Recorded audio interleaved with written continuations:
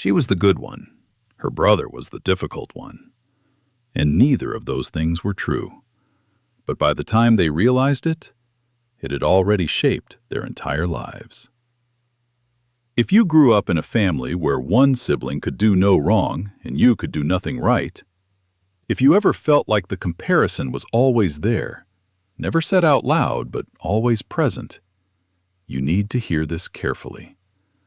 By the end of this, you'll understand how one person can divide two children into a hero and a villain without ever saying those words, without ever meaning to. Most people who lived through this don't call it a system.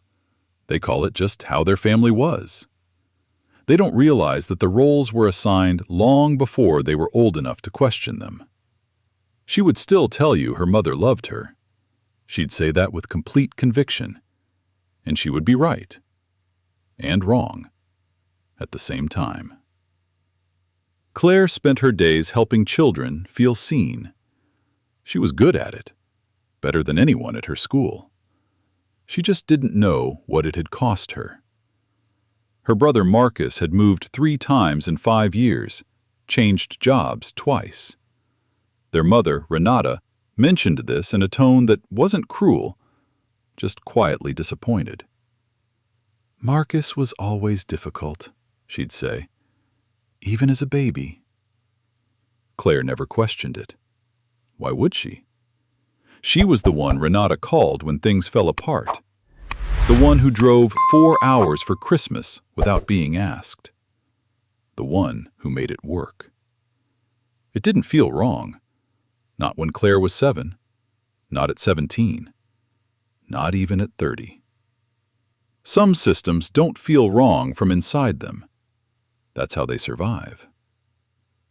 In some family systems, especially where control and image matter more than emotional reality, a split forms between the children. Not random, not based on personality, based on the parent's need. One child becomes the extension of everything the parent wants to believe about themselves. Capable, a source of pride, a confirmation of worth, a reflection of good parenting.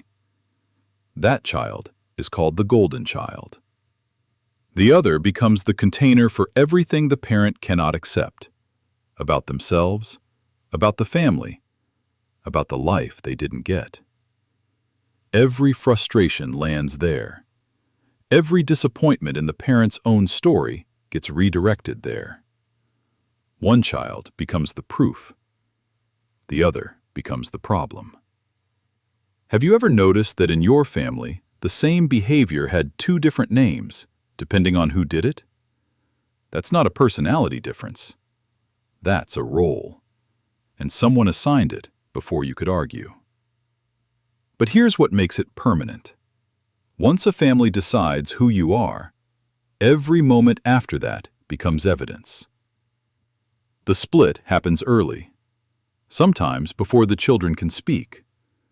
Renata had decided something about Marcus before anyone else could see it. A baby who cried more, a toddler who resisted, a child who pushed back. And for someone who needed control to feel safe, a child who pushed back was a threat. So she named it, quietly. He's sensitive. He's difficult. He's just like that. And then the story acquired evidence. Marcus forgot a school assignment, proof of irresponsibility. Marcus had a fight with a friend, proof of a difficult temperament. Marcus broke a glass, just Marcus being Marcus. Claire forgot assignments too. Claire had fights. Claire broke things. But those were just mistakes. Because Claire wasn't playing the role that required evidence. Every child will eventually prove the story you chose. The only question is, which child pays for it? And this is the part most people never realize. You didn't grow into that role. You were trained into it. Marcus heard it. Not once, not twice. Every year of his childhood, from the person whose voice was the first one he ever learned to trust. That's not a difficult child. That's a child being told who to become. And this is the part almost nobody talks about. The golden child wasn't free either. Claire was praised. Claire was held up. Claire was the example. But the praise had a condition. Stay in the role. Be the stable one. Be the one who doesn't need anything. Be the proof that Renata was a good mother. Have you ever felt loved for what you perform rather than for who you are? Have you ever noticed that the warmth shifted, barely, quietly, when you were struggling, when you actually needed something? That's not love. That's a function. And Claire performed it perfectly for 30 years. There was always a third person in the room between Claire and Marcus, even when it was just the two of them. Psychologists call it triangulation, but the word doesn't matter. What matters is what it felt like. Their mother never said, "I like Claire better." She never had to. She said, "Claire would never do that." She said, "Why can't you be more like your sister?" She said, "Claire understands." And every time she said it, she drove a wedge between two people who shared a home, a childhood, a set of memories that should have made them close. Instead, Claire felt vaguely guilty every time Marcus struggled, and Marcus felt vaguely furious every time Claire succeeded. That was the function of it. Not planned, but functional. Because as long as the two of them were watching each other, the source of the dynamic stayed invisible. But here's what that does over time. Once a family settles into this shape, it reinforces itself. Relatives echo it. Every Christmas, every crisis, the roles get reperformed. The golden child reassures. The scapegoat disappoints. And nobody asks who wrote the script. Have you ever walked into a family gathering already knowing the ending? Where you knew who was going to be praised and who was going to be the problem before it started? That's not a family personality. That's a system. And you learned your lines before you learned to read. Marcus left at 19. Put distance between himself and all of it. Told himself it was freedom. Have you ever watched yourself walk away from something that was actually working and not been able to explain why? He built a life at the edges of things. New cities felt easier than old ones. Nobody there had already decided what he was. New jobs felt safer than established ones, where people would eventually see him clearly.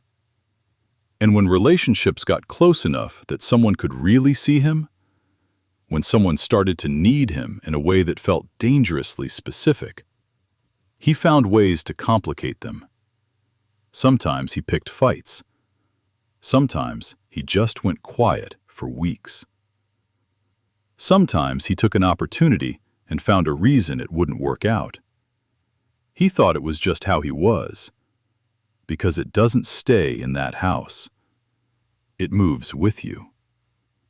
The scapegoat learns, at a very early age, from a very trusted source, that they are the problem. And when you believe that at your core, you protect the people you love from yourself. You leave before you can ruin it. It doesn't feel like self-destruction. It feels like loyalty. Loyalty to a story someone else wrote about you, in a house you no longer live in. Claire hit a wall at 37. Not from the outside. She was still showing up, still teaching, still calling her mother twice a week. But something had shifted. One evening, her partner asked her a simple question. "What do you actually want this weekend?" She sat there for a long moment, not because she was tired, because she had spent so many years organizing her life around what was expected, around being the one who managed and absorbed and maintained, that the question felt almost foreign. What do I want? She brought that to her therapist the following week. Her therapist asked something that changed everything. Was there ever room for you to be the difficult one? Even once? Claire thought about it. Really thought about it. No, there wasn't. Because if Claire had been messy, if she'd needed things, failed things, been uncertain, the whole structure would have had nowhere to put it. And she knew it. Not consciously, but somewhere she had always known it. She wasn't just loved. She was needed to be fine. That's the thing nobody tells you about being the golden child. The prize isn't a prize. It's a cage that happens to be comfortable. You get the approval. You get the warmth. You get the phone calls. But you pay for it with the parts of yourself that are complicated. She was a draft of herself, a smooth, functional, well-performing version that had been carefully edited every time something complex tried to surface. And by the time they met again, neither of them knew who they were without it. She sent Marcus a message on a Tuesday, not about their mother, just, "I've been thinking, do you want to get coffee?"